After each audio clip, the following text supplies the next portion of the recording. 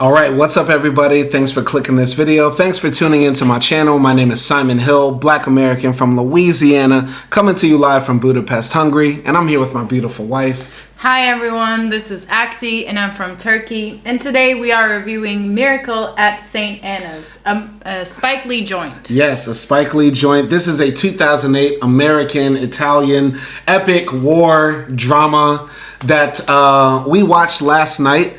And this is a continuation of our Black History Month series where we want to cover movies that are related to historical events related to black folks. Go check out the other ones we did. We did To Sleep with Anger. Glory, the 24th. I can't think. What was the first one? I forgot. I feel like there was one before Glory, but go check out those. Anyway, yeah, so we watched this film last night. It's a war drama that covers the story of these Black American soldiers that are stationed in Italy towards the end of World War II. I believe it's about a year before the end of the war. And they're trapped behind enemy lines in this Italian village where they're sent on basically like a suicide mission by their commander. And at the same time, the Nazis are closing in, and there's also a conflict with the Italian partisans who are fighting against the Nazis. It was an interesting film. It's about 2.5 hours long, and I could say I enjoyed it, but the more I think about it, the more it doesn't make sense. Like, just from the title alone, The Miracle at St. Anna, spoiler alert, there's no miracle that happens. Well, I mean, that could be debated. Like, there is a small miracle, I guess, but the miracle sort of gets shadowed by all the death, you know, that happened. But just to be also clear, this is a historical fiction story, but there are some parts of it that were inspired by real events. Like there was Buffalo troop soldiers that actually went to Italy. Yeah, there was a massacre that we are going to talk about that happened in an Italian village in St. Anna, which is where the movie is located. So yeah, but it was actually inspired by this novel written by James McBride.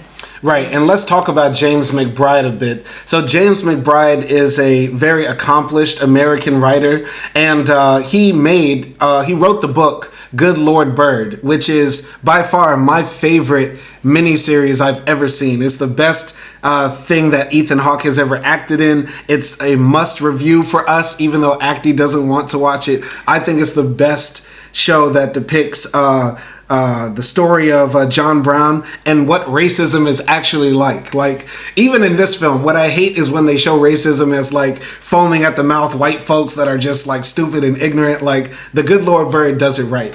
And another thing that he did is he wrote a book that I've heard about before and I really want to read. It's called The Color of Water, A Black Man's Tribute to His White Mother, written in 1995. And it's an interesting story because James McBride was born in 1957. When, you know, that sort of thing was hella illegal just to be born. So, yeah, I'm really looking forward to delving more into James McBride's work. But, yeah, any comments?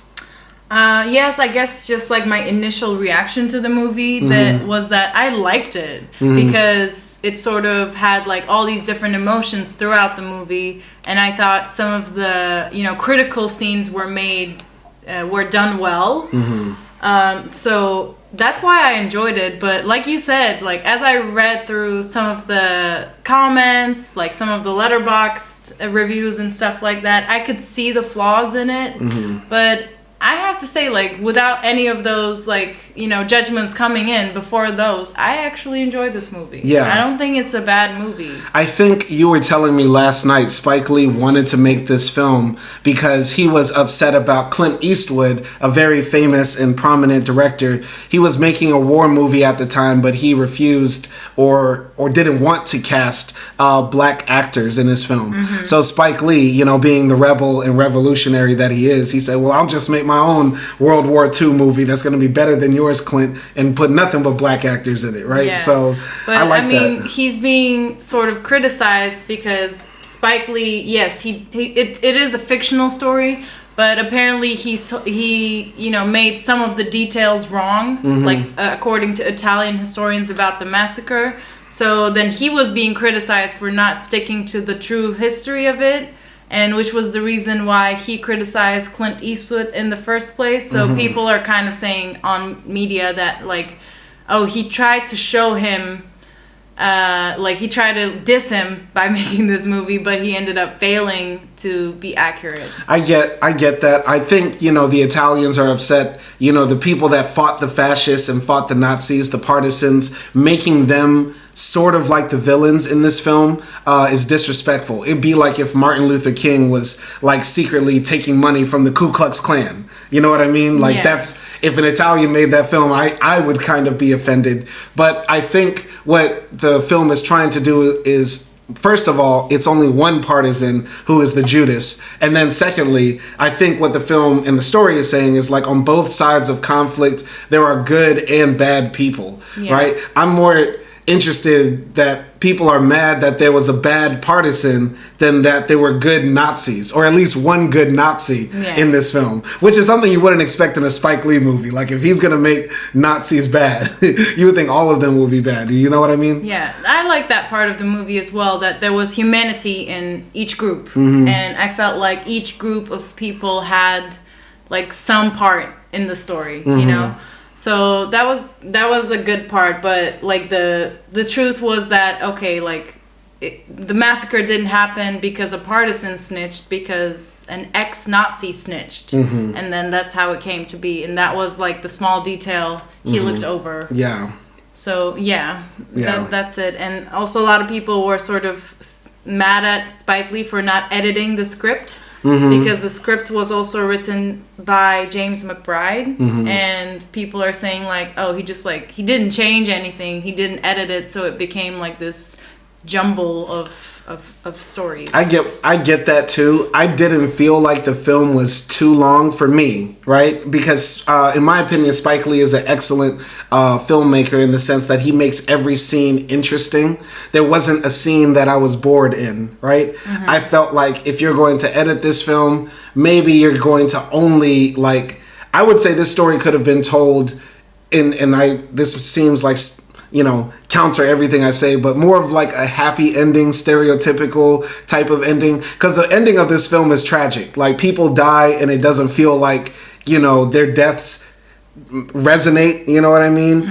I would have been happier if really a miracle happened where, like, the black soldiers survive, or maybe one or two die, or they save the village, but the soldiers sacrifice their lives or something like that. Yeah. You know what I mean? It felt like in this film, everything sort of kind of got lost in the sauce. Yeah. You know what I mean? I mean, obviously everyone likes a happy ending, right? But that's not the reality of war. So I wasn't mad that it was sort of like a sad ending, you know? Yeah.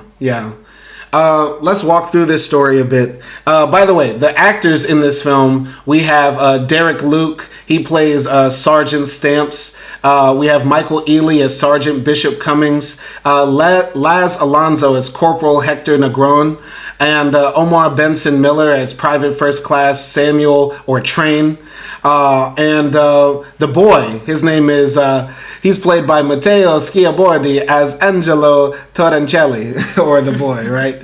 And so, this is an all-star black cast. Plus, there's cameos from, like, different people. Like, Kerry Washington pops up. Joseph Gordon-Levitt. And John Leguizamo. Who else? Coleman Domingo pops up in this film randomly. As a Jamaican. Yeah, it's like a random Jamaican man, you know what I mean? Like, there's a lot of, like, all-star actors who Spike Lee called in a favor for to get in this joint.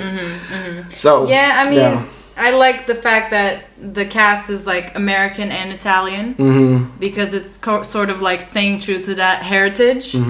And the acting was good. Like, overall, it was a good acting. Yeah, very good acting. But walking through the story, basically the film opens up. There's this old black man in some apartment in 1980s New York. He's watching, like, this war movie that has all white actors, and he says, "We were there too, Sergeant," right? He goes to work at the post office, and he's giving people their stamps and their mail.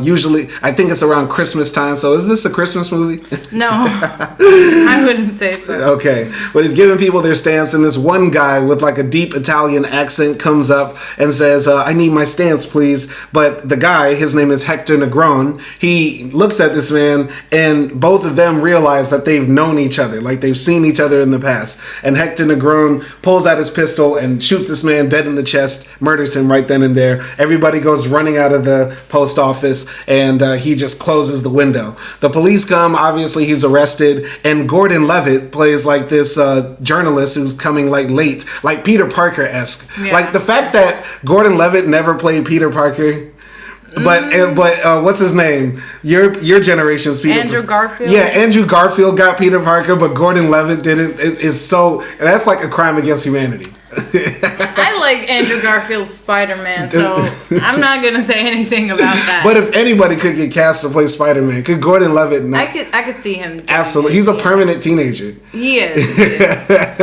He could still star in Euphoria. Wow.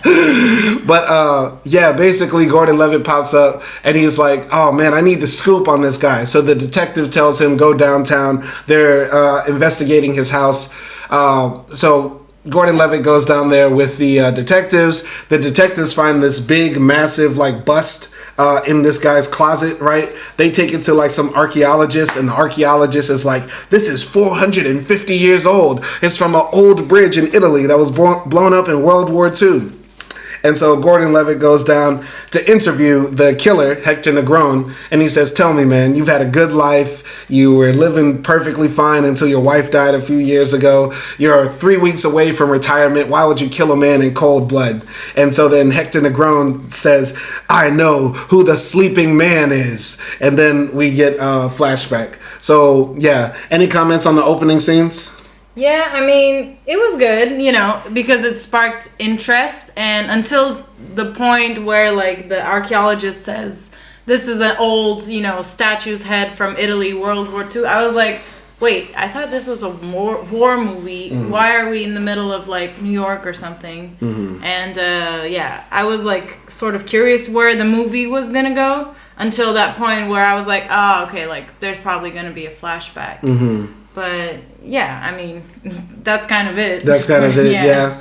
The thing about, that the beginning of the film, like, it leads you on to think that, okay, this is going to be a deep mystery. How did he get this head? Why did he murder this guy, right? And also you feel like these other characters that we saw, like the young journalist, and like John Leguizamo is somewhere in Italy, and he's like a Nazi art dealing playboy who's like fucking the baddest like Moroccan you've ever seen, right? Okay. Like there's random shots of that happening in the beginning. Yeah, about that scene was so unnecessary. It ties in later because he's reading the newspaper about this murder and he throws it out the window and it happens to fall on the table of one of the very important characters who will save Negron later. That's so extra. It is very extra. Why didn't the guy see it in the newsstand? I know, right? Or something. I don't know, like on the TV or something. And it fell down from the heavens onto his table. Yeah, from a very horny guy. Yeah. I was like, okay, who's this, like, weird Spanish dude that lives in Italy, Spanish-English dude, And then, like, the movie has nothing to do with this character. Nothing like, he's to do just a random person. Yeah. That could be, I feel like with Spike Lee, he likes putting the stars and his homies in the film because all of these people Spike has worked with a million times, right? And everybody wants to work with Spike because he's so legendary. Yeah. So he's just like, hey, let me call up. He's like Kanye West. Like, I'm gonna put Rihanna on a song with Paul McCartney and Lil Nas X. Like, what is that? That don't make no fucking sense. But he'll do that. You know what I mean? Yeah, I mean, I just don't know. I thought that was, like, now thinking about it, that was, like, unnecessary because at the time I thought this Enrico guy was going to be part of the story. Mm-hmm. And then, like, we never see him again. No, never. So, like, now thinking about it, like, did we need that 10-minute, like, sex scene? Yeah. No, probably didn't. It didn't. Didn't need to happen. But I have to say, like, watching it, though, like, I feel like the cinematography is great. Like once again, the camera work, the lighting. There's a lot of use of natural lighting in this film, and also atmosphere with the architecture and the the places they decide to shoot. Every place feels like full, unique. You know what I mean? It's not like watching like some Netflix slop movie nowadays where everything is bland. It looks like the same studio they shot the other 10 movies you watched in. You know what I mean? Yeah. I mean, I like the cinematography as well, and it's Spike Lee. Of course, there's gonna be good shots and good music and all that things. Yeah. So when Negron says, "I know who the sleeping man is," right? Then we go back like 40 years in the past when these two companies of African American soldiers, like the 92nd Infantry Division, are like marching in Italy, right? And they're on the front lines of the war, and they're ordered to like cross this river. Some of the guys are scared, right? Like Michael, what's his name? The guy with the scar. He played in When They See Us. Tory Kittles? No, the guy who played the father in When They See Us. He was also in The Wire as well. Oh, Michael K. Williams. Yes, Michael K. Williams. Yeah, Michael K. Williams shows up in the film. Also, Omari Hardwick is in the film too. These guys get killed off very quickly. I wish they had more scenes because Michael K. Williams is like screaming, "I miss my mama. Kill me now. I want to go home." Like, you're saying two conflicting things right now. I want to die right now, but I want to see my mama. Is your mama dead, bro? Like, what's happening? So, yeah, he's crying, and the other soldiers are like, tighten up, man. We gotta get through this, right? And they go out towards the river where they're gonna confront the Nazis, but the Nazis bring out this van that has these speakers on it, and then this woman in this like Nazi office somewhere is like reading on a script on a microphone and says like, "You Black American soldiers, this is not your war. We German people have nothing against the Negro. In fact, we want to serve you and make you feel at home. Put down your weapons and come join the winning team. And hey, maybe you could teach me how to do those nice dance moves. The black bottom, the bunny hop, and we got fried chicken and we got biscuits. In fact, I got 2 big white biscuits for you right here, buddy." Oh my God. And then she said, "Oh man, German women love the Negro," and stuff like that. And then Stamps is telling the people like, "Hey, don't listen to that. They hate us. You know what I mean? Like, Hitler thinks we're all subhuman." And meanwhile at the camp, the main general is a white guy who really doesn't care about these soldiers, right? And he's sending them on a death mission. And he's stationed so far away from the fight, he can't even see what's happening. Any comments on that scene? Yeah, that's actually one of my favorite scenes in the movie because I've never seen like that sort of thing used in war. Of course, I know like sexuality is used and women are used in war like to sort of do propaganda, but I've never seen an actual van pull up and like a woman seducingly say those things, and that was very interesting. And I told you this last night, is that also what's intriguing about that part of the scene is that the things that she's saying are not entirely false, because these Black Americans get harassed in their own country, and they work till death, and then the government doesn't really give them anything. And those things are true. Of course, the part where she says, "We Germans love Negroes," that's wrong.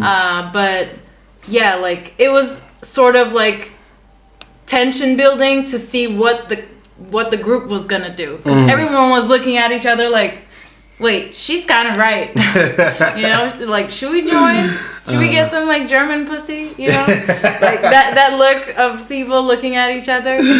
Yeah, and seeing what happened after the war, like after World War II, a bunch of like Black American soldiers went to Germany and really put the business on them German women. So but yeah, if there was any person that Bishop should have fucked, it should have been that lady. That would have been epic. Yeah. But no, she doesn't appear later in the film. That scene is interesting. Like, it's probably one of the most memorable scenes in this film, and I think also it's because like it plays with a lot of different stereotypes that, number one, like, American soldiers are horny, period, right? But also, secondly, like, black Americans or black people are, like, sexual deviants, right? And all they want is sex, hypersexualized and stuff like that. So that was interesting. But yeah, like, the propaganda part, like, not many movies talk about that aspect or show that aspect of war, which is prevalent in every war. There's, propaganda that goes on one side to the other, trying to dissuade the soldiers from fighting. Yeah. And also it was interesting, like, they show some of the German side when the lady's speaking and the Germans hate her. Yeah. They're like, that whore, somebody shut her up. Right. But it's also, like, we see on the German side, like, they don't have food. Like, these guys are fighting over biscuits. Like, two of the German soldiers are like, you got any biscuits, man? I haven't eaten in days. Yeah. You know what I mean? And, like, there's one guy that's dropped off from, like, the Russian side, and he just, like, came straight to Italy to like, fight after Russia and stuff like that. And I have to say, at this part of the movie, I also said it to you, like, this reminded me of Catch-22. It's the book that I'm reading right now, and it's also located at the end of the war, and it's in Italy, and the conversation in Catch-22 is very humorous, and sort of, like, silly to a point where, like, wait, these men are at war, but why are they talking about, like, bitches and watermelons and tomatoes? I mean, that's eggs? What guys will do, you know what I mean? So it really reminded me of that, like, the conversation for both sides, you know? It was just that it's kind of makes you feel like the soldiers are at this point sort of like are over the fear because they know they're probably gonna die and they're just like living their lives as best as they can, you know, in this situation. The scene when all the guys start getting murdered and stuff like that, that's when shit gets real. But before then, it's like, I like how Spike Lee built it up with a little bit of, like, comedy with the part of the German lady talking, because that part can make you either, laugh, or it also makes you, like, intrigued. Then also, like, understanding the other side, like, that the Germans are guys too, and they have the same worries, and they're going through different struggles. They might not have food. They've been away from their families and parents, right? And then also there's that struggle with the, like, black American soldiers and the white commanders who don't respect them, right? Like, but also showing, like, that resistance too, because, like, in any black war movie, like, it shows, like, some level of, like, defiance against the ideas that are put upon us as a people, right? That we're not brave, that we're not manly, that we're not able to, fight for freedom or fight for something larger. You know what I mean? And I like the scene too when one of the soldiers, like, spits in the commander's canteen and then, like, he drinks it. That was great. Yeah, I mean, you see that, definitely see that sort of uprising saying, like, we deserve to fight for our country that we built from bottom, like, up, you know?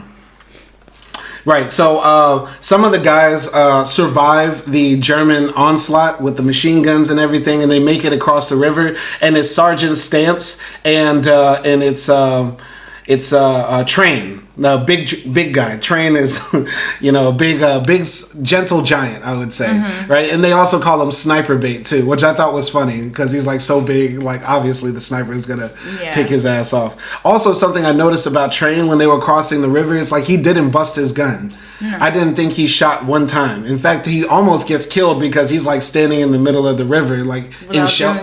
Yeah, like in shell shock, right? So Stamps is, like, calling the commander saying, we made it across the river. You need to fire your artillery across the river now. But the commander, the white commander, doesn't believe Stamps when he says that and says, there's no way them boys did that. And so they start firing where the black soldiers are. And some of the black soldiers get killed by friendly fire. So Stamps and Train say, all right, we got to get out of here. So they continue on across the river and they make it to this house, right? There's still, like, artillery firing around them and they almost get, like, blown away and stuff like that. And then when we go to this house, we see that there's this little boy who is, like, escaped the war, and he's talking to, like, some invisible kid friend, and he starts playing soccer by himself, and he says, I'm 9 years old, but then, like, a bomb drops on the house and a bunch of, like, debris lands on his ass, and he's hit so hard he says, damn, I must be 8 again. And so Train goes into the house to inspect it, and he finds the little boy there, and he picks up the the beam on the little boy, and the little boy says, "Oh my God, it's a chocolate giant." Train doesn't know what he's saying because he doesn't speak Italian, and he's trying to move the stuff, but he says, "I can't move it, little boy. You're not gonna get help." And so the little boy says, "Well, why don't you use your tail, you big monkey?" He said, "Why don't you use your tail? I'll give you a banana." I'll give you a banana. Dog, the casual racism of Italians, even on his deathbed, he was like, niggers.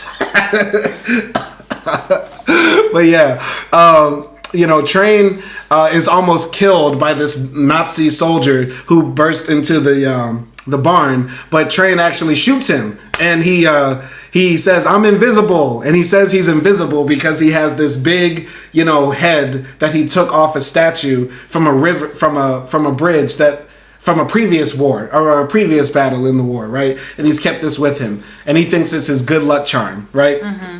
And so, Train saves the little boy out of the barn after he kills the Nazi soldier and runs away. What did you think about Train meeting Angelo and everything up to that? Yeah, I really like the combat scene because Spike Lee showed us legs and arms that are being blown off, and it's really not a good view. And you see all these dead soldiers on the river that are just the camera just shows their face up close and sort of, I feel like I thought at that moment seeing all these people's faces, of course it's fiction, as in these are not the real people, but it makes you think just how many lives are lost and what they could have been, but yeah. And then in this movie, anytime a white soldier opens its mouth, it's you go oh, these dumb fucks. The white American soldiers? Yeah, white American soldiers. Because why would someone lie in a situation like this where they would put their lives in danger? Maybe he was saying you need to shoot across the river to get rid of the enemy so we can cross. But the general was like, "No, y'all need to cross first." But he didn't even believe they crossed. Yeah, exactly. He's saying that he crossed. Why would he lie at that point when he's about to die? It makes no sense. But of course, it's not surprising, the casual racism. And then when I really like Train's character because he's such a naive person, and when they get bombed nearby, and then he says "Are we in heaven, Bishop? Are we in heaven? You died too, damn." And then Bishop is trying to get him into his senses.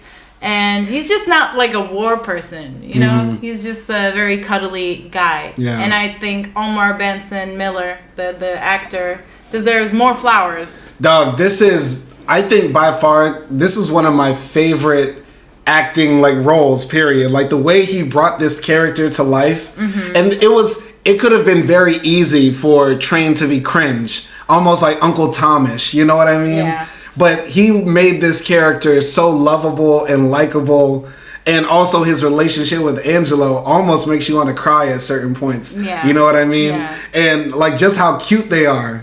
It's such a beautiful, Omar Benson Miller, when we do our second Oscars, even though we haven't even done our first, I think he's going to deserve an award for this role, best supporting character, something like that, because I really love, that's a memorable character, from, letting the little boy, lick him on his cheek, and the little boy says, "You don't taste like chocolate," right? Yeah. And, the way he picks up Angelo just like a chicken, you know what I mean, with one hand, and, how protective he is of Angelo from that point on. It's just it's, really touching. Yeah, and also for Angelo, too, I feel like he almost sees him like his father or his mother, He becomes like a parent to that little kid, and he's protecting him and defending him, against anyone who wants to get rid of the little kid, because they're just sort of, approaching him like a dead weight at this point, and, they also I think one of his friends say, this kid is born to hate, because that's what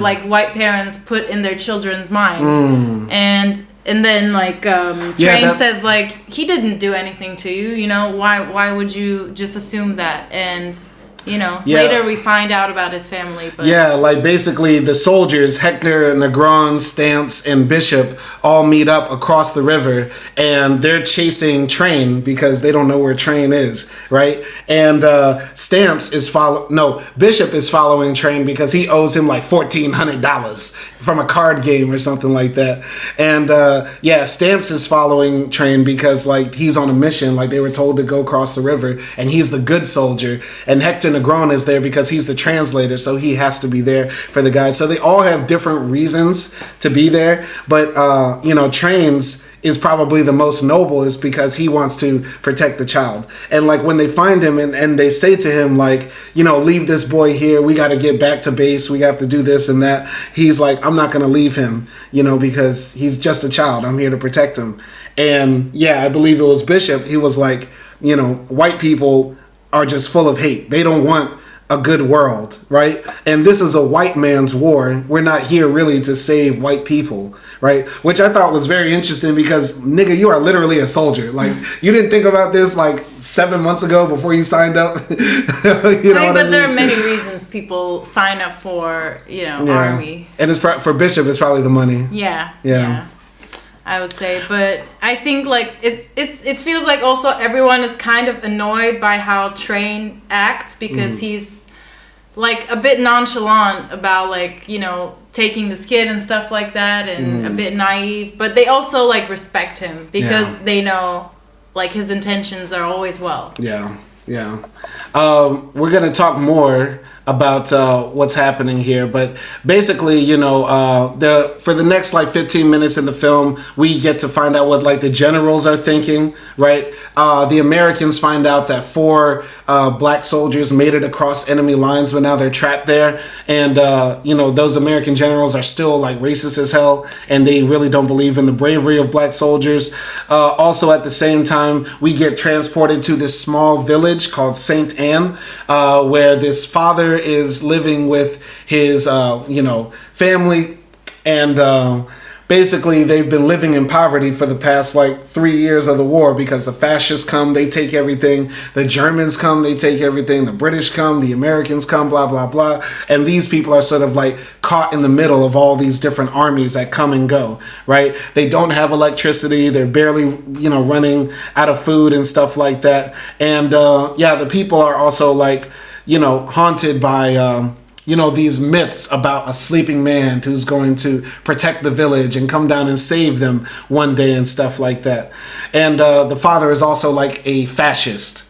He used to be a fascist in the party, but he left it, right? The black American soldiers make it into this small Italian village, and they knock on the door, and they end up in this man's house, right? And they start quartering there, and they say, we want to stay here, and we're going to be preparing to get extradited, but you have to let us stay, right? And we also have a boy here. Can you take care of him? Any comments on any of those scenes?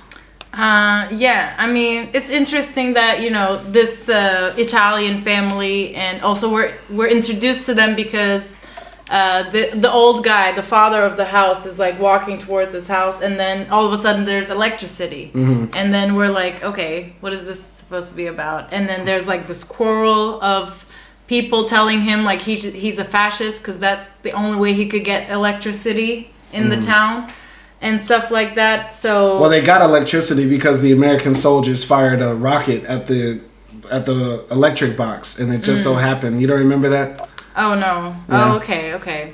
But people in the town might have been saying that. Yeah, so it's like there's a bit of a quarrel in town, I guess, like against this family, or at least the father. But like he says that he supports Mussolini before he started getting involved with Hitler, basically. But he still like loved Mussolini, and he still like has a picture of him in his house and stuff like that. But like the American soldiers sort of entering their house and all that stuff that happened there. It was interesting because like there was still humor there, like the 2 Italian ladies that were saying oh, like I'm half American and my sister is half American, so if it's the two of us, we make one whole American, you know. And it was hilarious because you also have this language barrier, even though I think it's Hector who can speak Italian a little bit, right? And they're sort of like scared, but they also know that Americans are trying to save them somewhat, so they, I guess, allow them in also. But yeah, I mean, at this point, I'm like, okay, there are all these characters. I wonder what's gonna happen with the story, you know? Yeah, there was I was interested to see what was going to happen with the father, because I just expected him to be like racist as hell. Like he was kind of, yeah, a little bit, right? But he actually is cool throughout the film. But I thought there was going to be that angle to the story, and I thought it might have been interesting to have that angle in the story. You know what I mean? Like, he's a poor man and he's lost a lot through this war, right? But he still, hates on the Americans who are here to free him just because they happen to be black. I thought that might have been a bit more interesting direction to take it, right? I think definitely in the beginning he has those, beliefs, but I feel like later on they sort of, his walls go down more. Like, because in the beginning, when they wake up the first day, he's like, Train is sleeping and he's looking at Train and like smelling him. Yeah. And then saying like to his daughter, like, get this giant out of my room. And get like this that. Giant beast out of my room and stuff like that. But basically also the Germans are, stationed near Tuscany as well. They have a base, and one of the German officers tells a lower general, right, you have two things you have to do. You have to find this German AWOL prisoner who ran away somehow, and also you have to find these partisans that are attacking us and murdering German soldiers. The general he tells this to has been like spending most of his time reading like the leftist literature of the Italians, right? Because he's just doing research on the enemy, and he is, told to do this task, but he, doesn't have much. It looks like will to do it, right? And meanwhile, also, we get to be introduced to the partisans, and the partisans are like stationed off in the woods somewhere, and they're basically like living on whatever they can find, very poor, but also doing like random attacks on the Nazis. Any comments on those scenes? I think because of we see some goodness in like Germans, and I think that might be mostly because the war is kind of like over. Like, they know the Germans are losing, and they're sort of, it's like their last, hold to victory, but they know they're not going to get it. So it feels like some of the general, like at least in that scene, the general is kind of now realizing and taking a step back from being a fascist and realizing that it was bad. And, he shows up at the end of the movie again. Yeah. But yeah, and then the partisan part, it was a bit confusing. The partisan, put it there, and because at this point we were introduced to so many characters in such a small time. I mean, in the partisan part, we find out that the leader of the partisans murdered the brother of one of the other partisans, right? And they have this very, subtle conversation where they're basically doing this conversation saying, what's the difference between the fascist and the anti-fascist in the eyes of God, if we're both committing these heinous atrocities against each other? Who cares if I'm a communist and you're a Nazi, if we're both murdering children or killing each other as men, right? And so the guy whose brother was murdered is trying to forgive. He's saying he forgives the leader of the partisans. And the leader of the partisans says, I hope you can forgive me, essentially. What did you think about that?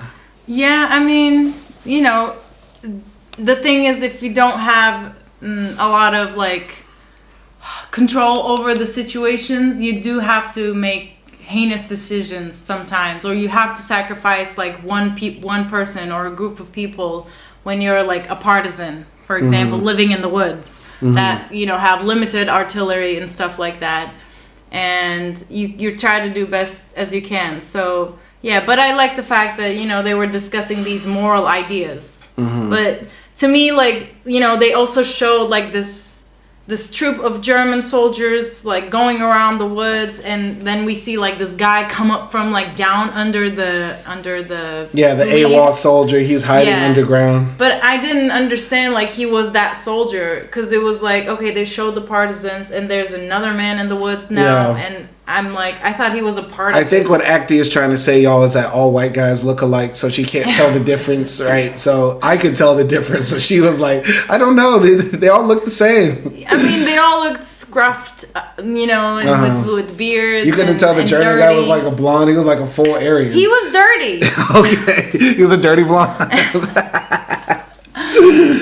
His face was all like gray and shit. Right. So I don't know. That it was confusing for me, at least. I think it could be confusing, and when a movie is confusing, it's not because the audience is dumb, especially in our case, because Akdi is smart, and I'm almost as smart as her, right? A movie is only confusing if it sort of jumps all over the place. And in this case, it sort of like jumped from one thing to the next. We were dealing with these Black American soldiers trying to stay alive and stay hidden until they're extracted from this Italian village, we go to Nazi, war commanding politics and partisan interpersonal beef. Yeah. You know what I mean? And then there are like scenes with the white American generals, and then there are the scenes with the Nazi generals. So it's like, I was just trying to connect everything. Right. I want to just talk a bit about the partisans, right? Because the main partisan guy, his name is the Great Butterfly, or Pepe, right? And Pepe was not a real person, but he's supposed to represent like what the partisans were, like these young, idealistic, left-wing, guerrilla fighters against fascism and Nazism, right? And he becomes like known as like a butcher, like a brutal guy, for murdering the Nazis, right? But also anybody who stands in his way against, what he believes to be right. And so when he murders the other guy's brother, right? The other partisan's brother, he, is confronted with his own, short-sightedness of the war, right? And the point of fighting this war. If you're fighting against Nazism, it's not to become a Nazi yourself. You know what I mean? Yeah. But I sort of have beef with the idea that God thinks fascists and communists are the same. I don't like that idea, though. You know what I mean? I think with anything related to like fascism and communism and sort of like any politics terms or, just ideas, the lines are very thin. Yeah. I think it's very easy to cross those lines and use those like ideologies to turn into something else. Yeah. I think that's very easy with anything. Even with capitalists and communists, like you can even blur those lines. Yeah. With any idea, you can take it to its extreme and use it to justify negativity. Yeah, exactly. So basically the Black American soldiers are like trapped in St. Anna, but they can't really escape because like the Nazis are everywhere. They're surrounded, right? And so the radio is able to work again, and they're able to contact the base. And when they talk to the base, the general tells them like, I need you to capture a Nazi. And he's like, what? Yeah, just go ahead and kidnap a Nazi. We need one, right? And it's like, why? He's like, so we can get some information. But bruh, you have the satellites and you got planes and we're just 4 guys. Come save us. You know what I mean? And the guy says, boy, get your black ass out there and do it. And hangs up the phone. And so, Bishop and Stamps, after that phone call, have like sort of like a fight outside, and they're beefing throughout most of this film, right? And Bishop goes off, basically calls Stamps like almost like an Uncle Tom, you know what I mean? And Stamps is like, I'm fighting for my country. I'm fighting to make this place better, our country better, and protect our family and home. And Bishop is like, we ain't got no home. This ain't our country. This ain't our world. And then there's a flashback to this time when they were in Louisiana and they won this contest to get free ice cream at a shop. They go to this white ice cream shop. They all walk in there as black soldiers, and the owner of the shop pulls out a gun on them and tells them, go on, get out there. And these guys leave all humiliated, but then they come back with guns, burst into the ice cream shop, and put it to the guy's face and say, all right, go on, make us some ice cream, stat. You know what I mean? So Yeah, at the end of that scene, the soldiers are like looking at these posters that the Nazis put up of like, you know, stereotypical caricatures of black men on the wall fighting for the Americans, and they rip down those posters. What did you think about any of those scenes? Okay, so going back to the village a little bit, I think, yeah, like there's beef between Bishop and Stamps, and I think also that stems from like this character of the woman who's the daughter of the old man, and her name is Renata. And Bishop is kind of like a player. Like, he tries to offer her Camel cigarettes and stuff like that. Yeah, and he basically is doing, like, innuendo the entire time. I mean, he's not subtle at all. Like, the first time he sees her, he says, like, "You're fine. Girl, you fine." Yeah. Yeah, and then, like, Stamps sort of, like, stops him. And, but that flashback scene and also the scene, especially the scene afterwards where they're looking at the screen and then they see the posters. I think that was very, very, like, effective, very well done. Going back to the flashback, like, the same, in the cafe that they were trying to get ice cream, German soldiers were given ice cream and they were allowed to sit in the shop, and they are talking like, you know, German basically, and there is a poster in the shop that says, you know, don't let your kids get in the shadow of Nazism or fascism and something like that. So everything is so ironic. It's like this crazy world where you have that poster and Germans are eating ice cream freely. And I think Spike Lee did that like so well. You know, just putting those little gems in there. Yeah. And obviously, like, when you see that scene of them driving down the road and then you see the car turning back, I was like, yeah! Like, I know where they're going. And they're loading up their guns too, you know what I mean? Yeah. I think, you know, once again, Spike Lee doesn't like, I think, to make movies where black folks just get beat up on and, like, embarrassed, you know what I mean? Which is a lot of those old type of movies, right? This movie is similar to like Glory and the 24th, where it shows like some defiance and strength in the face of racism. You know what I mean? Yeah, definitely. But it was also just, you know, it's just sad that nothing gets over racism in this man's eyes, for example. Like, even though these soldiers are literally about to go defend him and die for him and his family in a foreign country, he doesn't hesitate to pull up a gun on them. Yeah. And and then like going back to now where they are looking at this wall of posters, I think that's done so well because I felt like they were looking at me, you know, and, you know, imagining this movie would also be watched by some white Americans. It's like the soldiers are looking at the audience and sort of saying like, do you see how fucked up this is? You know, and it felt like that. Yeah, I like that scene too when they're looking at the posters and they're tearing them down because it reminds me about how images of us and ideas about us are translated all across the world. Like, anti-blackness is different than any other form of racism or discrimination in that it's so prevalent. There are places in the world you can go to if you're white of a certain background where nobody cares and knows about that. But everybody around the world knows big lips, big nose, looks like monkey, nigger, savage, crawling on knuckles. You get what I'm saying? And that seems to be everywhere, in even especially, you know, at this time during Nazi propaganda time. And second thing is, I think it's important for us as black people to tear down those symbols whenever we see them, right? At my university a few months ago, I sit down at my desk and somebody wrote the word nigger there. Nigger King, actually. Nigger Karali in Hungarian, right? And I marked that out with my marker. And that mark is still there on that desk to this day. Every time I sit down in the bottom floor of the auditorium where I have Sociology 2, where I had Sociology 1 and Sociology 2, I see that mark there. You know what I mean? Even though the word is gone, that mark is still there. Yeah. You get what I'm saying? And that's deeply metaphorical if you think about it even more, right? But yeah, that's what I had to say about that. Any comments? Definitely. One of the things I also felt was that, like, you know, these soldiers are just trying to do their best to own their country, to, you know, be men and that sort of thing, at least at that time. And they're being teared down by both sides. And it's like, you know, it is very, very, very sad that like they had to go to another country to fight for their country, and the opposition side is tearing them apart as well. Yeah. And their own countries won't even, you know, defend that. Right.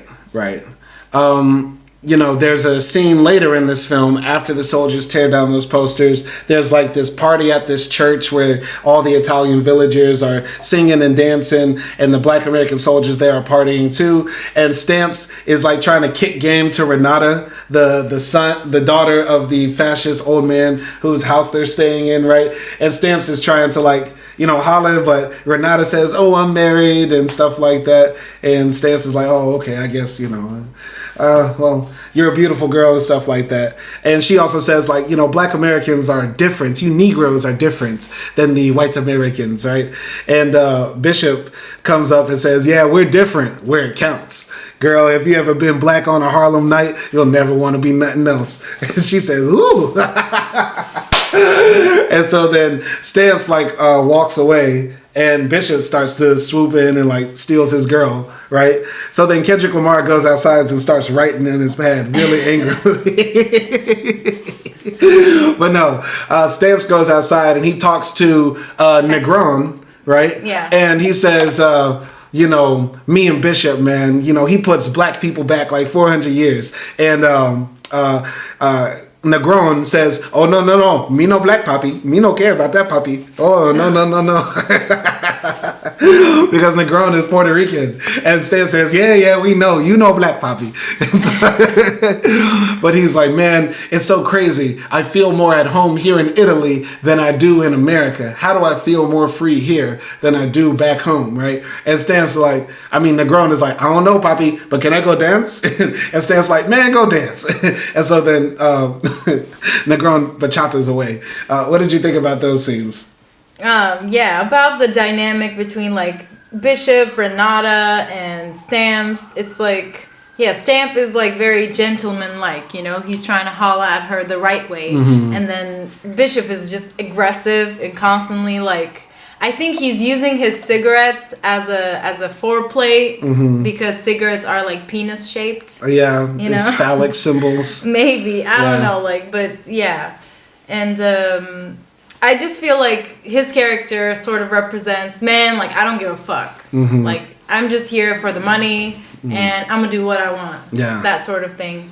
And Stamps is like trying to take this more seriously, but when he goes out to talk with Hector, we sort of see like he has these like inner crises, mm-hmm. you know, about his country, about his identity, yeah, and feeling safer in a foreign country, yeah, where there's war. Yeah, just talking about this story, I feel autistic. Because like literally we're jumping all over the place with these four main characters, and like part of the story is like partially like Bishop and Stamps fighting over who's gonna fuck Renata, and like in the grand scheme of things, it's really fucking stupid. It's really fucking dumb when like Nazis are right around the bend. You should be out there trying to kidnap a German POW instead of trying to beat in Renata's walls. You know what I mean? It's not dumb. It is really dumb. No, because they know that they could die any minute. A bomb could drop and they could die. Okay, so a troop could come and they could die. So let's taste Renata's sugar walls. Yes. But like that's what most people do. Like if you found out that you're gonna die today, aren't you gonna have sex? Yeah, but exactly. Like don't make a movie about it. Spike Lee, don't direct that. It's not a movie about that. That's just like a side plot. Well, number one, why don't you have any smoke for Renata cheating on her husband with soldiers? It's war. Oh, wow. No, Akdi, don't do that. If I go to war, you going to say, it's war. His husband is in Russia. Sucking on icicle titties. Wow. So maybe he's cheating, or maybe he's in a camp. Either way, it's okay for me to jump up and down on Soul Pole. I mean, she wasn't trying to do that. It just sort of happened. You know? It sort of happened. She tripped, fell, and landed on the cop. Yeah. Like, don't do that, Akdi. No. It was normal back at the time because you don't know, like, if your husband is dead or alive. You don't know if he will ever come back. So you fucking on soldiers? I'm not saying I would. I'm just saying but you're excusing her. You're excusing. All right, let's say the soldiers got a whole wife back home. I got a wife, but I'm out there in, I don't know, Poland somewhere fighting World War III. Bro, we're about to die. Suck my titty. No, I'm over there already. Okay. I'm over there. So I can say, oh yeah, my wife back home's cheating. So I can start cheating? No, of course, that's not the point. It's not like some race that we're like doing against each other. It just happened.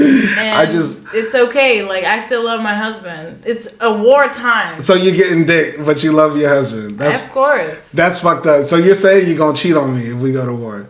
If I went to war, imagine I go to war and I'm fighting in Turkey, right? And I don't know when I'm going to be back because the war is crazy, right? I'm fighting the front line with Akdi on the front lines is hilarious. Yes. That's a hilarious. And you're all the way back in the United States, and I don't know, some chick just like hollers at you. I'm you allowed, not gonna cheat on me? I'm allowed to get my dick sucked while you're out there fighting for your country's freedom. You put the scenario. So I'm asking you. But go by my rules. If I'm saying the scenario, are you gonna turn her down? Like, if you're really feeling her? By your rules, I shouldn't. I would have the right to. I haven't been home for 3 years now. By your rules and your definition, I have the right to. And I'm asking you, what would you do? No, you can't be cheating. That's even worse. It's even worse. Literally, that is the worst thing you could do to a man. I'm not saying I'm gonna cheat on you. I'm just saying, like, I understand Renata. That's insane. All I'm saying. That's insane. Insane. It's always okay for guys to cheat. So why not? Why not this? There's different levels to cheating. Like, if you cheat while you and your man are like living together or whatever, that's like one thing. But if he's off fighting on noble war, he's out there killing Nazis and fascists, meanwhile you jumping up and down on Soul Pole, that's wild. It was only once. It's only wow, Akdi. Okay, so that's if I said that excuse. If I said, yo, it was only once. Okay, we're not at war, so you can't really justify it. Might start next year. I mean, Russia could come here any minute. This is not our war. Exactly, right? It's a white man's war. That's insane. I did not expect that. But then again, I know in Akdi's mind, women can do no wrong. I'm just saying I understand her. I'm not saying like she's right to do that or anything. I just understand her. That's it. Okay. What? You act like cheating during war, both for men and women, is something like so rare. It's not. It's not rare, but it's really bad. It's bad, yes. It's cheating, but I understand. Like, it's a time of desperation. It's a time of like everything else lacking, and you don't have any guarantee that you're gonna see tomorrow. So I understand the psychology of it. That's crazy. That's crazy for That's me. my opinion. I just feel like I feel like every man would be hurt to his core if he's fighting a war abroad. You know what I mean?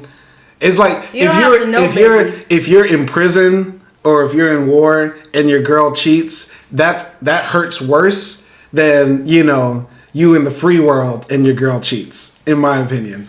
The thing is, the only people who knew Renata fucked Bishop is that it's Bishop, Renata, and, you know, Stamps. And Stamps is gone. Like, you know, if he doesn't die, then he's going to be on the other side of the world. So no one's going to tell Renata's husband but Renata. And we know she's not going to tell him. Okay, but until that baby pop out and that baby got a gold tooth. No, baby's not going to. That baby got a gold tooth like Bishop. that baby can pass. Bishop is light skinned and Renata is white, so that baby gonna come out doing the black bottom. That baby gonna come out doing the Dougie. Baby gonna come out cheesing.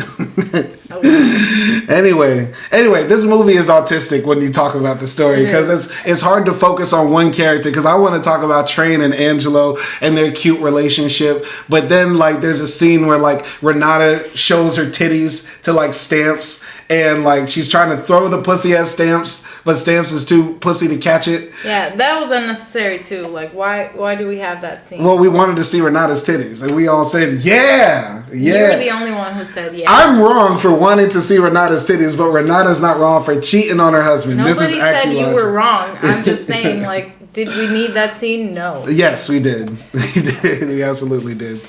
Anyway, well, I guess we can talk a little bit of Train and Angelo's relationship because well now the partisans showed up.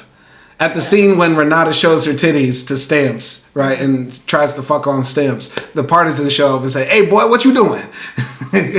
And they have a kidnapped Nazi with them. They take them to the house of Renata and her father and the Italian family, and the American soldiers are like, "We want the Nazi soldier. We have German translators," but the partisans are like, "No, we are going to talk to him first before anything," right? And there's this big like Mexican standoff where the partisans and the Americans like all point guns at each other, but then the German soldier recognizes Angelo, the boy, and says, "He's still alive. I missed you so much." And the German soldier is telling Angelo like, "You need to run. You need to be careful."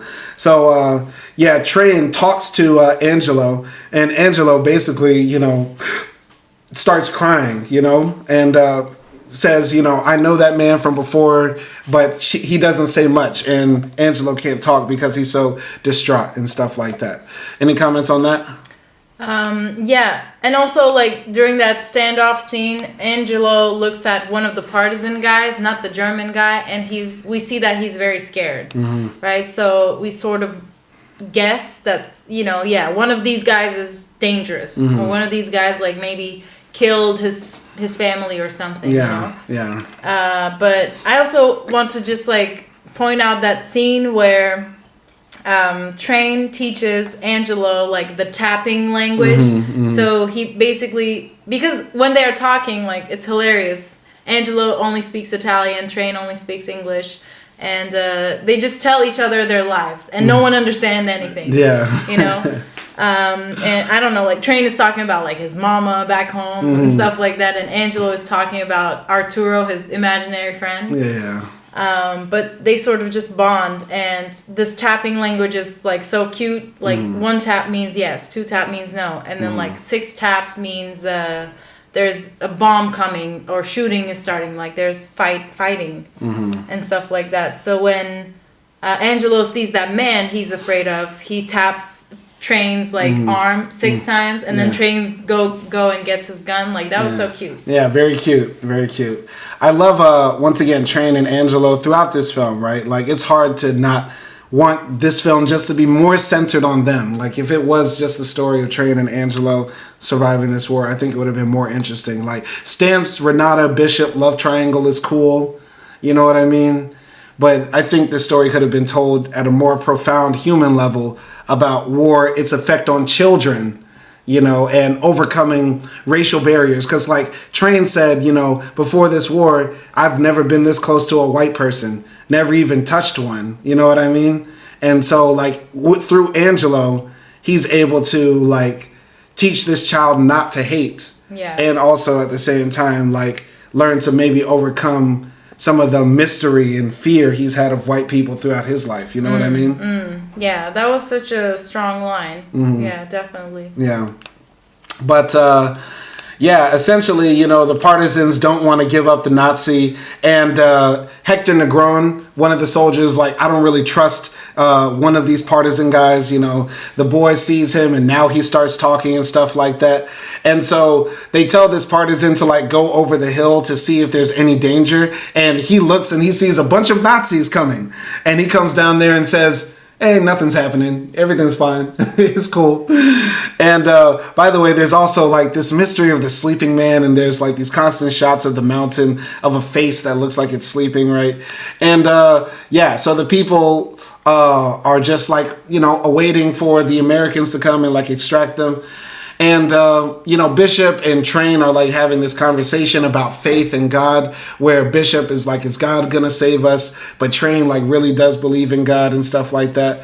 And then Renata comes and Bishop like talks her out of her panties, and then they go like fuck in the rain because he offers her like a Camel cigarette. Hey girl, let me trim your garden. Yeah. Hey girl, let me trim your garden. Stamps and Bishop get into a big fight after that, and we get a flashback too of like the partisans, fighting. Killing Nazis, and the Nazis say for every one German killed, we're going to murder like 10 Italian civilians. And before we get to that big scene, any comments on anything that happened before Like with the... I mean, honestly, I like those little heart-to-heart talks between either soldiers or like Renato or any of the soldiers and stuff like that. I like those heart-to-heart scenes. I was kind of sad that Bishop got Renata at the end because I was rooting for Stamps.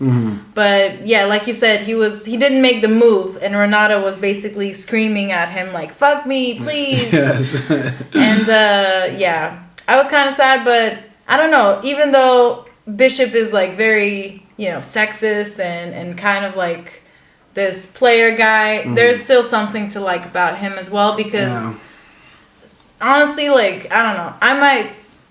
If I was ever like a, black soldier at that time, I think I might have been like him. Like Bishop? Yeah, because I don't know if I would be okay to fight for a country that constantly like puts me down, Well, he's doing it anyway, right? He's just doing it. I might have also do it just to like have a better life. Yeah, for after the money. it. Yeah.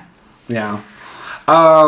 Yeah, the scenes with Bishop and Train talking, any of those 2-on-2 moments between the soldiers, those are like the most revealing parts, and I wish there was more of that where they talked about their backgrounds and their ideas, because I feel like in this film, low-key, Stamps and Negron feel like background characters to me, and Train, who has some of like most of the dialogue, and also Bishop, they feel more like main characters to me. You know what I mean? And it's hard for me to focus on like certain characters or certain plot lines because we're bouncing back and forth. You know what I mean? Yeah. But when they do have those conversations and Bishop sort of reveals like his atheism to Train's like deep old Negro spiritual faith, you know what I mean? It's like another good contrast on like perspectives on war and life and stuff like that. Yeah.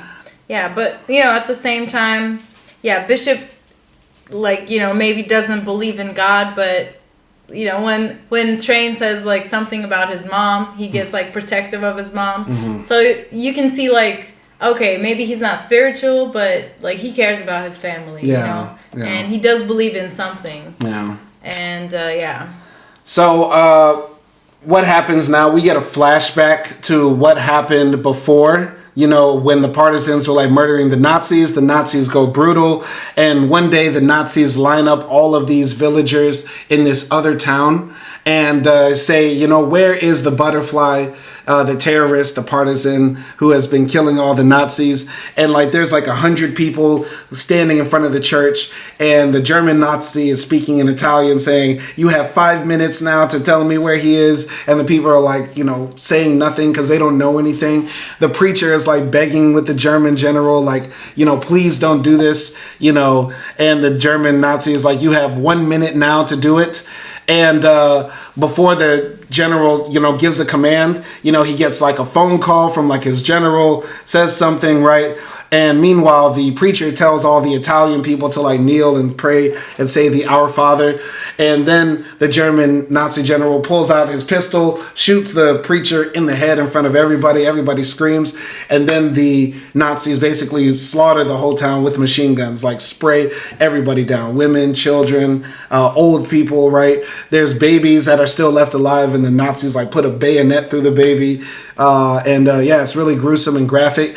One of the Nazi soldiers is like escaping with 2 little Italian children who happen to survive, right? And meanwhile, the Nazi general is arguing with the partisan that we saw earlier, who's with Pepe and the butterfly, right? So, yeah, he's arguing with him saying, you told me you would bring the butterfly here, but the butterfly didn't show up. And so, they're arguing back and forth. And the German Nazi, who became the AWOL soldier that they were looking for later in this film, he runs out with the kids. And one of the kids is Angelo, right? One of the other kids gets like shot in the back, right? But the German Nazi is like shooting at his commander, calling him like a baby killer. And Angelo looks directly at the face of the partisan, who is actually the Judas, right?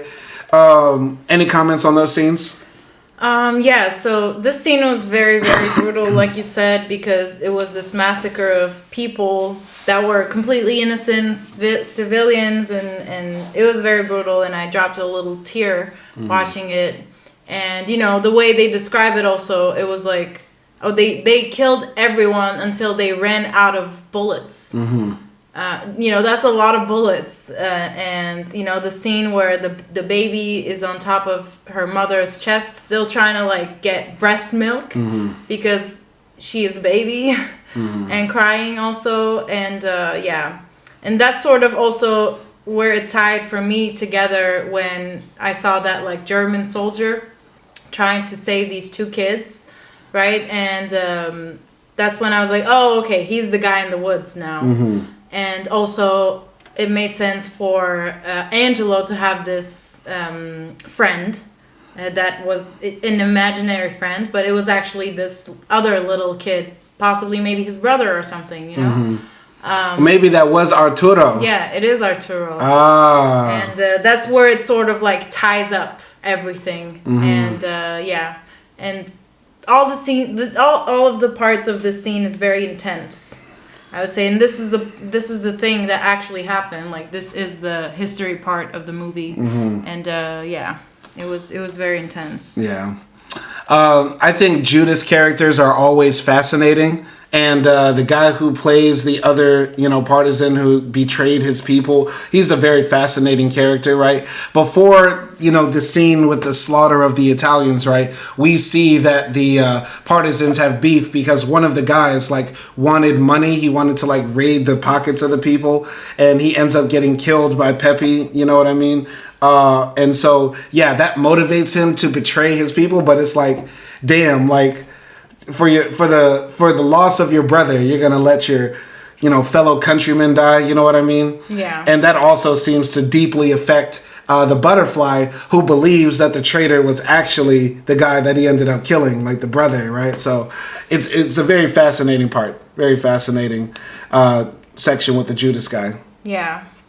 So yeah, basically moving forward in the film, you know, the partisans are like, you know, at the camp, right? And they're in the town with the black soldiers, and the partisan guy ends up killing the German POW, right? He murders him, stabs him in the neck, and then runs down and has a big talk with his partisan buddy, Pepe, and they end up getting into a fight, and he ends up killing him too. So Pepe gets killed, and also the German POW, and the American soldiers generally don't know what is happening, right? But Negron knows that the partisan guy is the bad guy, right? And also at the same time, the Americans show up, and they come to extract the black American soldiers. It's the same racist general who is there at the beginning. Captain Noakes. Yeah, Captain Noakes is there, and he tells Train, you know, get rid of that boy. You can't be bringing that boy on base. I brought good white men here to protect you boys. Now you got to get out here and extract right now. And, you know, Train doesn't want to leave without him.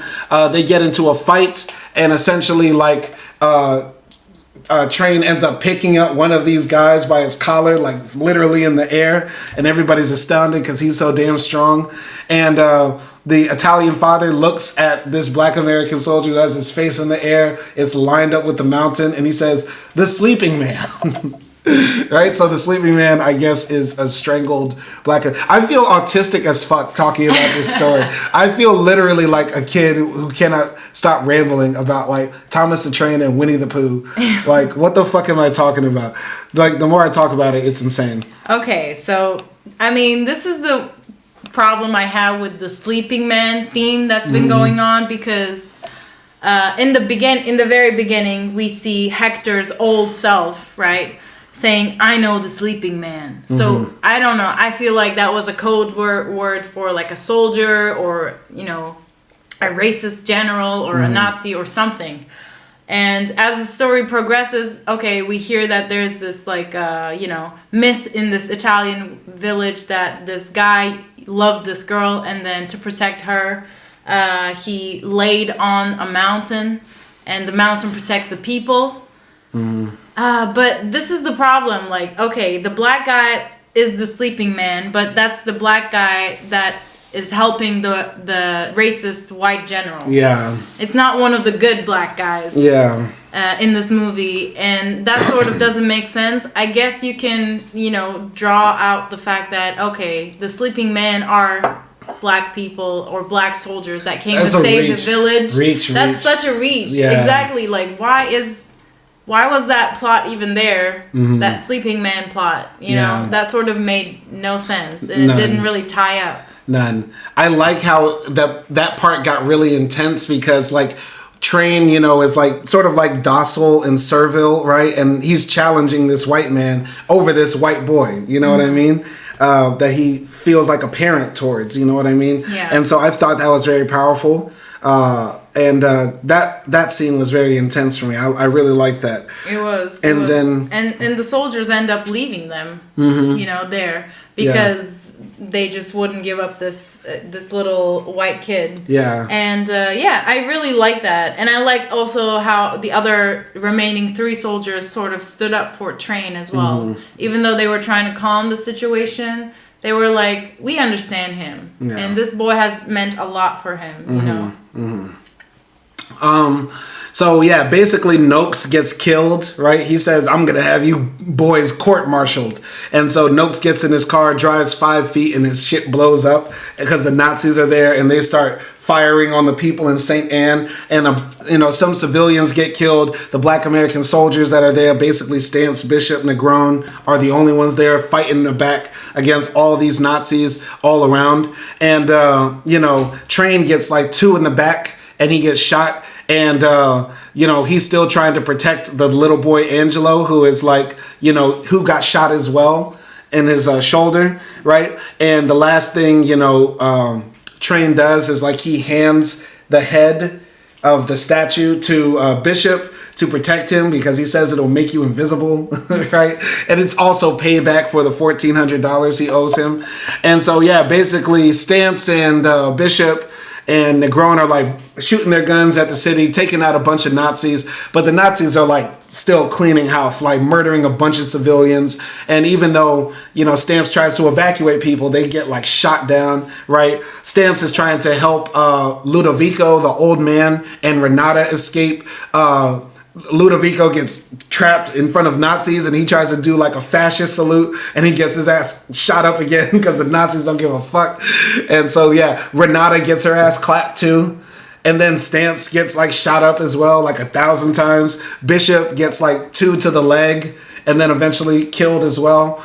And Angelo gets visited by his imaginary friend who tells him you need to go and you need to get safe, you know what I mean? And, Negron is like the last man standing. He's busting his gun, right? And he gets handed the statue by, what's his name? Angelo? Yeah, Angelo. Mm-hmm. Angelo in some like weird dream sequence after, Negron got shot, right? He hands him the statue head, and a German is about to put a bullet in Negron's head, but then the commanding German officer, the one who was reading all that leftist literature, says, this war is over, it's enough, go clear out the village. And the Nazi general hands the black man a gun and says, protect yourself, and then walks away, right?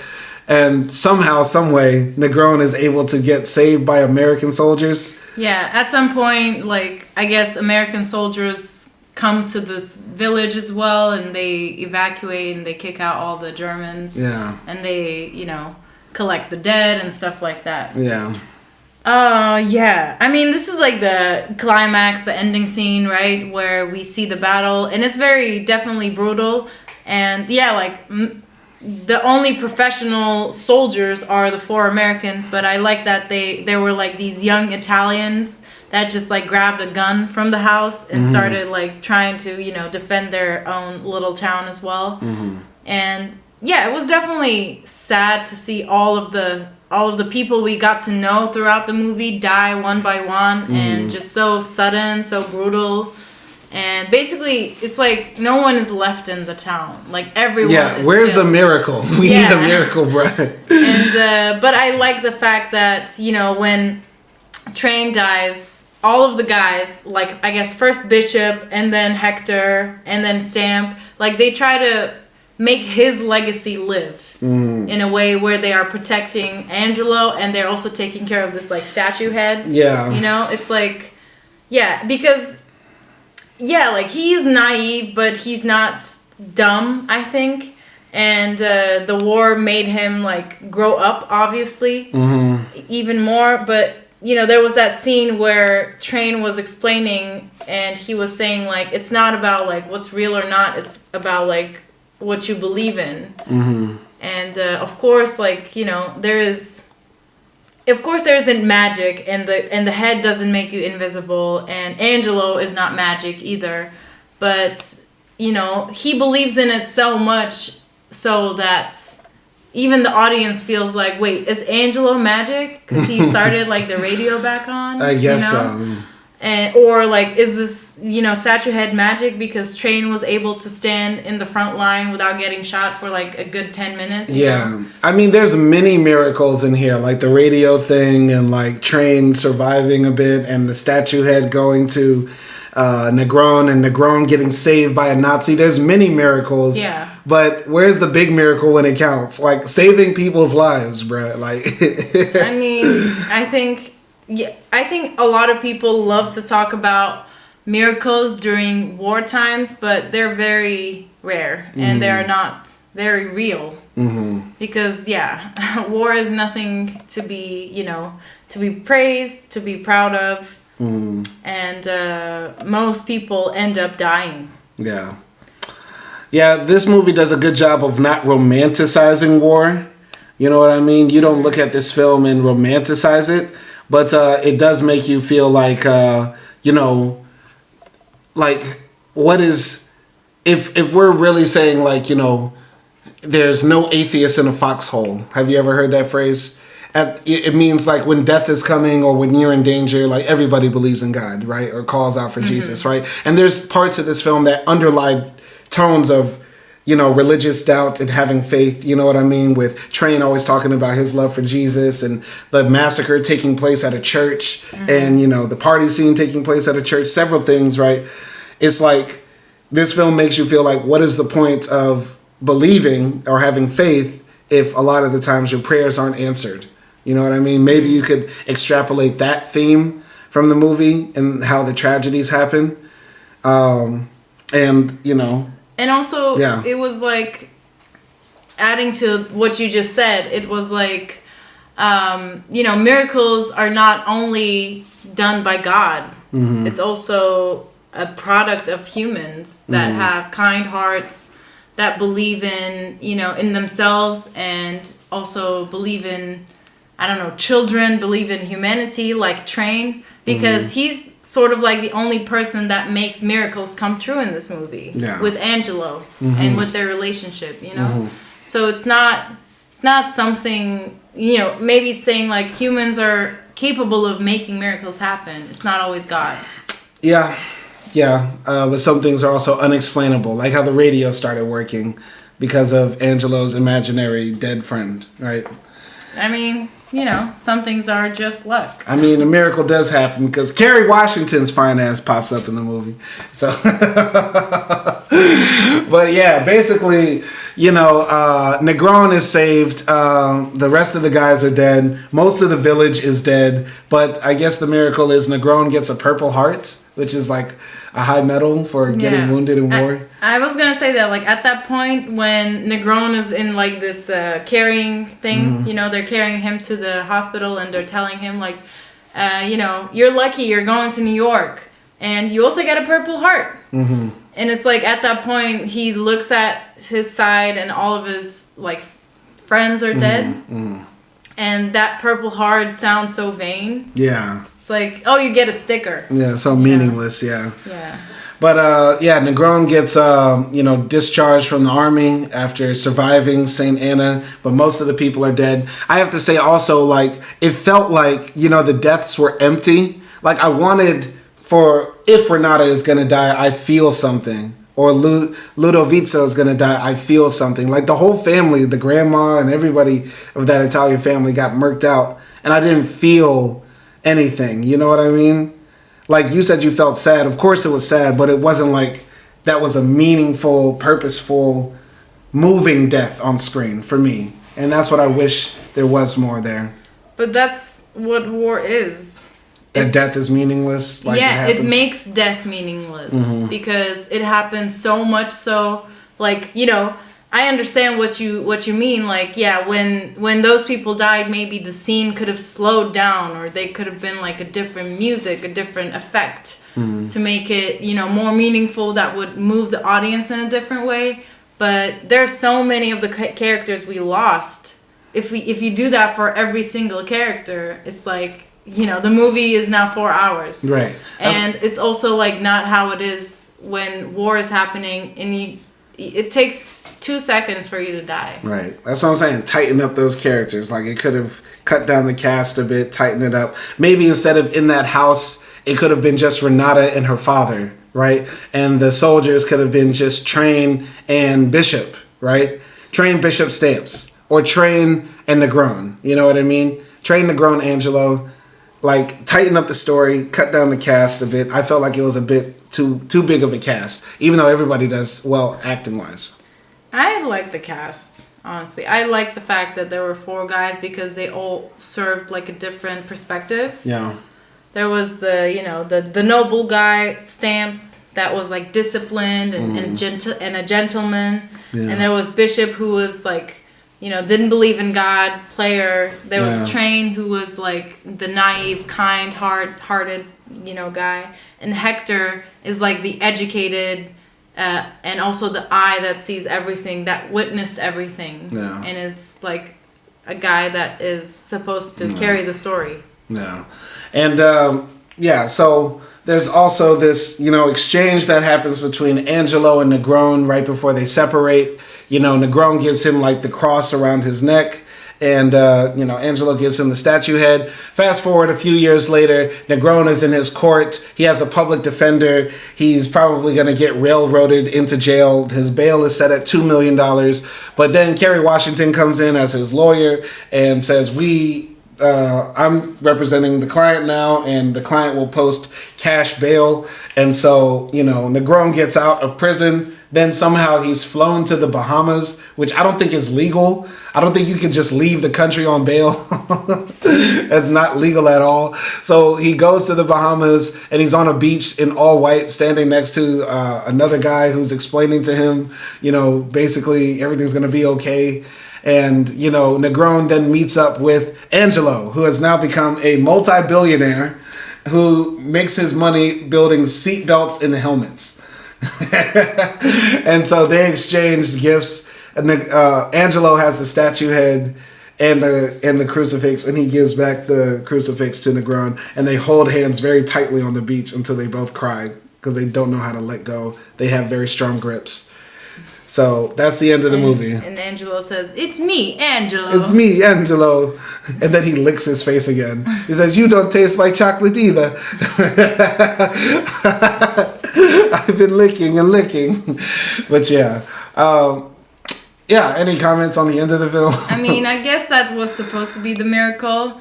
It didn't feel, after all that death and loss, it didn't feel that much of a miracle, honestly. But, and also, like, I don't know, like, when he ended up being flown to Bahamas and there was, like, this random black guy who was explaining him what was happening, I was like, who is this guy? Mm-hmm. Why is he, like, explaining him what is going on? But...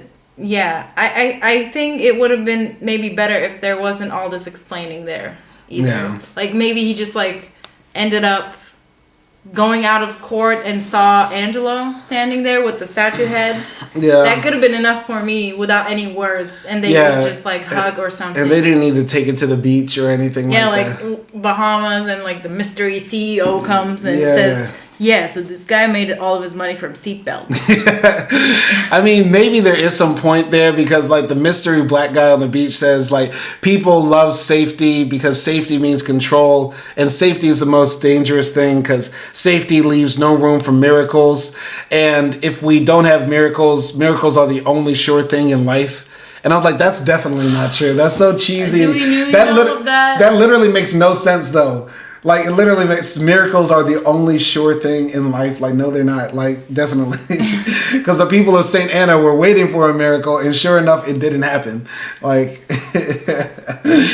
like, it was fake deep. Like, that is a definition of fake deep. Yeah, So, that was fake deep. And I just thought that whole Bahamas was like unnecessary. Yeah, and plus he is from Puerto Rico. Negron is from Puerto Rico, so Yeah. why didn't they go and meet up in San Juan, like where he wants to be? He's been dreaming about. Yeah, he's been dreaming about Puerto Rico, so let's send him to the Bahamas because hey, it's one and the same, right? Yeah.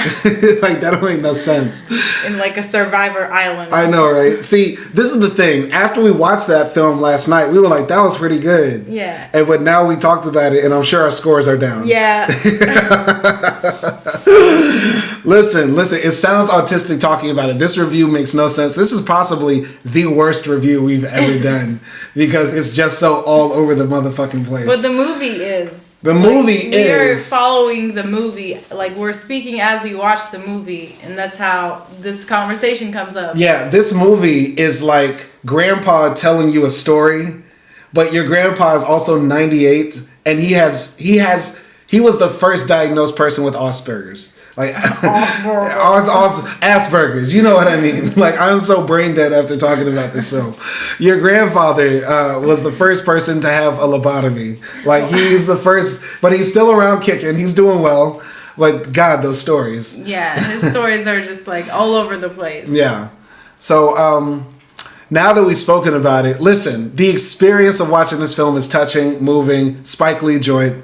Generally can't go wrong. I love the train scenes. I love the sexy Nazi. I love the Bishop and Stamps fighting over who's gonna fuck Renata first. Is Renata a smash or a pass? Of course, she's a smash. Duh, yeah. What about Axis Sally? Who? The lady who was talking. Smash, of course. Oh my god. Yes, of course. But yeah. Okay, well now I have to ask you, FMK, Bishop, Stamps, Negron. Okay, that's hard. Mary Bishop. Wow, you in for a world of hurt. You pick wrong. And I guess like fuck Stamps and sorry, kill Negron. Wow. Or, I don't know. Yeah. Wow. You picked like. Let's be honest. Negron's wife died because of heart failure. What did he do to her? They were eating, a lot of chicharron. They were eating a lot of rice and beans. They also putting a lot of stress on her because of that PTSD, and he refused to go to the therapist. Okay, and you think Bishop's gonna be any fine? He's just fun. You're insane. And fine. Fun and fine. Well, I mean, Michael Ealy is a handsome man, but yes. With the gold tooth. Yes, even with the gold tooth. Even with the gold tooth? No, you're tripping. I can still, No, you picked your order of picking, Bishop and then Stamps and killing Negron is the same order like Sexy Red would say for like the men's But look, Bishop, I sort of have the same similarities with Bishop because I don't believe in God either, and I don't believe in war or like fighting for your country either, and we know the reason he did it.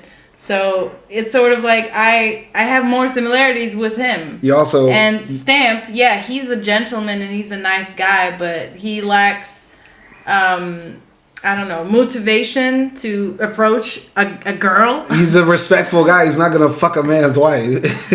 Okay. The way Akdi just rolled her eyes at a man not being an adulterer was very enlightening. Dog, you are on some ratchet shit. He's just a bit too vanilla. Akdi just got super ratchet on us. That's insane. No. That's I'm insane. Just saying. All right, we're gonna take Negron out. We're gonna put Train in there. No. We're gonna put Train, Bishop, Stamps. The thing is, I don't want to kill Train, but I'm not like attracted to him. I thought you would be attracted to Train because he's like, good dad vibes, funny, big fupa, tall as hell. Yeah, but it doesn't. It's like there's also no sexual tension between me and him. Wow. Okay. Wow. So I'm not gonna answer that because I don't want to kill Train. You just did. You just killed Train. Poor Train. These are horrible things. But okay. Anyway, talking about this film brings it down a notch. I give it now, after thinking about it, a 6.5. Listen, if you turn your brain off and watch this, it's a fun, engaging movie. If you put this up against great cinema, it falls apart. But is it a good film? It's good. It's good. Yeah. But if you think about the plot holes, you open up a wormhole. Mm-hmm. That's the big thing. Mm-hmm. So don't do it. Don't do it. Yeah, I think I'm gonna give it a 7 because like it's Spike Lee, so the cinematography is there and the touching scenes are there and the smart jokes are there. Like you get all of that, but the downfalls are like it's a bit like long, as in it doesn't feel boring or long as you're watching it, but there after you finish it, you're just like, wait, why was that scene there? Mm-hmm. You know. And also it's a bit, all over the place in terms of the organization of the movie.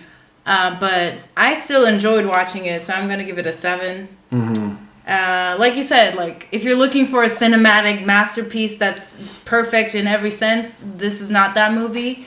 But I think you would still enjoy it when you watch it. Yeah, but it is some fake deep nonsense in here. There's like, especially the ending, especially certain parts in the middle with certain conversations. The themes in this thing are very shallow, other than the commentary about like racism in the military around this time. Mm-hmm. It's really fucking confusing if you think about it. It's a really fucking confusing movie. It is. I mean, it has some pros and some cons. Yeah. So yeah. Yeah. One last thing I have to say. Somebody please find out what happened to Matteo Schiabordi, the little boy. Somebody find out. Put it in the comments. What is Matteo doing? And let us know if he's still alive. Or if he killed himself out of shame for being in this movie. Wow. It's not that bad. Come on. But, any other comments before we wrap this up? No. No? All right. Final score is 6.5 for me. 7 from Akdi. And this has been we'll probably try to sneak in one last movie for Black History Month. It's been a good run so far. Hope you enjoy these, and let us know if you have any other films you want us to review. Put it in the comments. My name is Simon Hill, and peace.